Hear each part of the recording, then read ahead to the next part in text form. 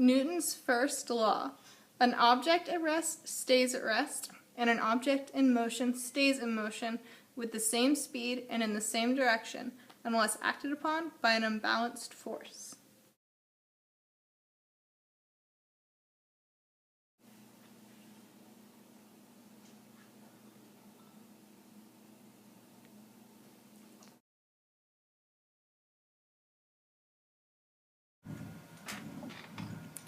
Kayla is always on the elliptical machine, always moving at a constant velocity.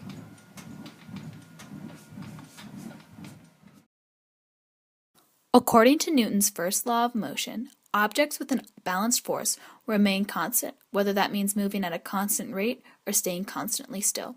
Kayla on the elliptical machine is an example of an object moving at a constant rate.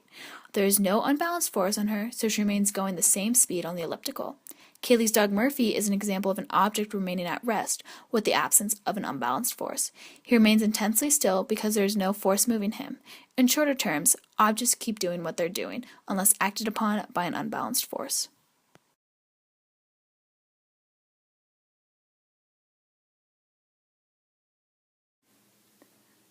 Newton's second law.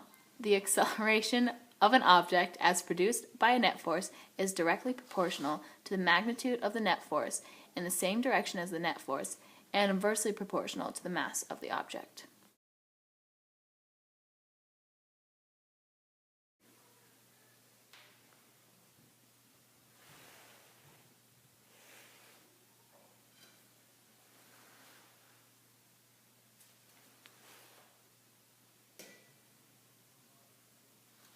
That's pretty neat.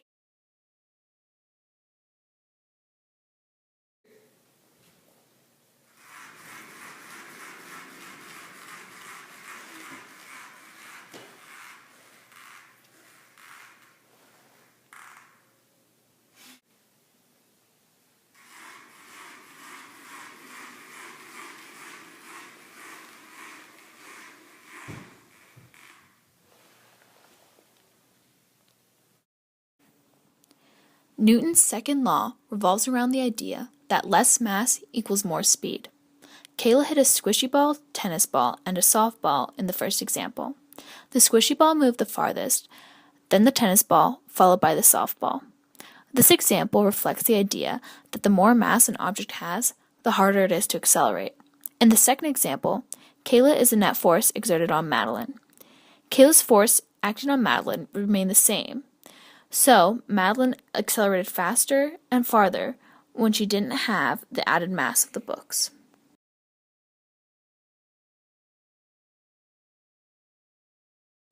Newton's third law. For every action, there is an equal and opposite reaction.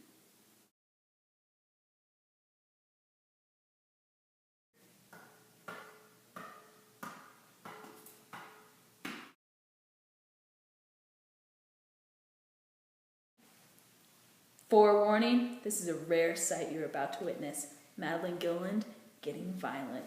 Crikey.